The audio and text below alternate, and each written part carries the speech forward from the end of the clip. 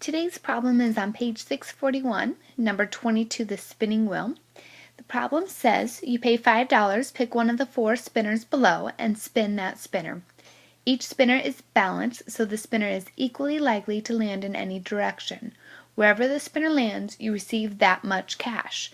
Which spinner would you pick? Justify your answer with analysis of the expected value of the various spinners. So first thing we need to do is talk about expected value and how to find that. To find expected value, we're going to multiply the value of each outcome by the probability of it occurring. Once we do that for each of the possible outcomes, we are then going to add those products together. That will give us the expected value for that spinner. So let's look at the first spinner. First spinner has 2 outcomes. You're either going to receive $8 or $2. So looking at the $8 first, to find the value of that outcome, you're going to take how much you're going to receive and subtract it by the cost to play. And the cost to play is $5. So that's how we have 8 minus 5. Then we need to times it by the probability of that occurring. Well, in that first spinner, we have 2 equal parts, so the probability of landing on the $8 is 1/2. Now to find the value, the second part of our spinner here, we have the outcome of $2. So to find the value of that outcome, you're going to take the $2 that you would receive, subtract the $5 that you would pay. So that's how we have 2 minus 5 times the probability of that occurring. Again, the $2 is half of that circle. We had 2 equal pieces, so the probability of that occurring is 1/2. Next, we need to simplify this expression. So when I simplify it, I get 3/2 plus -3/2. And when I add those together, I get 0. So we're trying to find the expected value here. So when we add each of those products together, we got 0. That gave us the expected value of this particular spinner is $0. Okay. Let's look at our second spinner. Our second spinner now has 3 possible outcomes.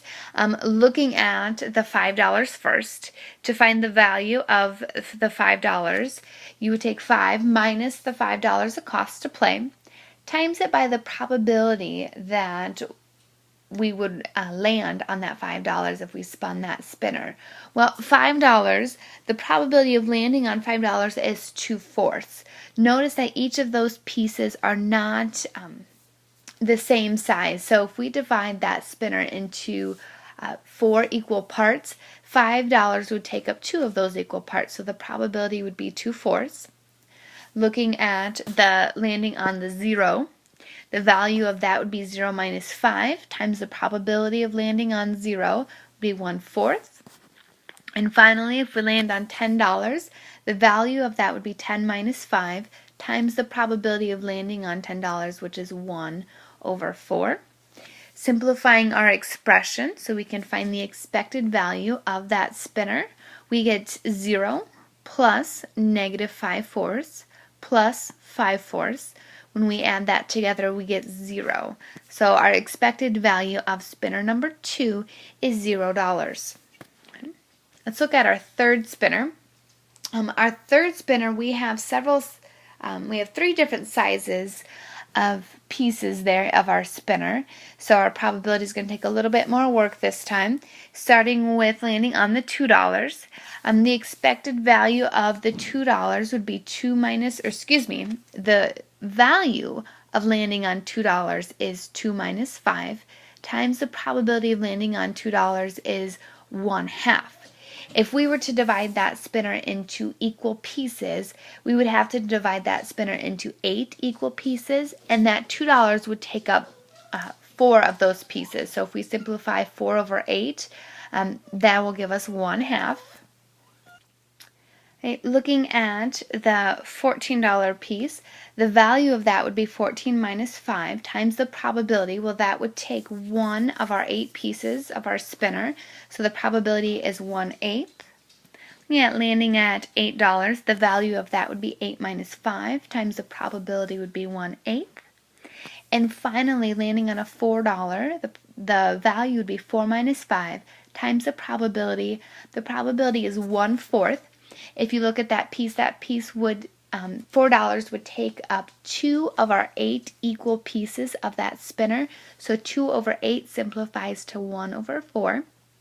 The next part is just to simplify our expression and then add up each of those products that we have there. So the first one is -3/2 plus 9/8 plus 3/8 plus -1/4. When we add all of those together, we get negative 0.25, but we had fractions here. That would give us a negative 1 over 4. Here we go. And so then the expected value of our third spinner is a negative 25 cents. So we will lose money. That would be our expected value. All right, finally looking at our fourth spinner. Fourth spinner, looking at landing on the $3 piece. The value of that would be 3 minus 5 times the probability, which would be 1/4. Each of those pieces of our spinner are equally divided, so the probability is 1/4. Looking at landing on the $7 piece, the value would be 7 minus 5 times the probability of 1/4.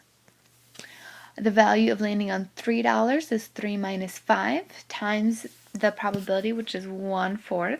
And finally, landing on the $8 piece, 8 minus 5 would be the value times 1/4, which is our probability.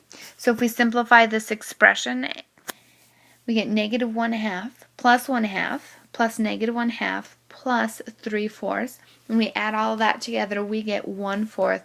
So our expected value for our fourth spinner is a positive 25 cents. All right, so we've found the expected value for each of our 4 spinners. Which spinner would we pick?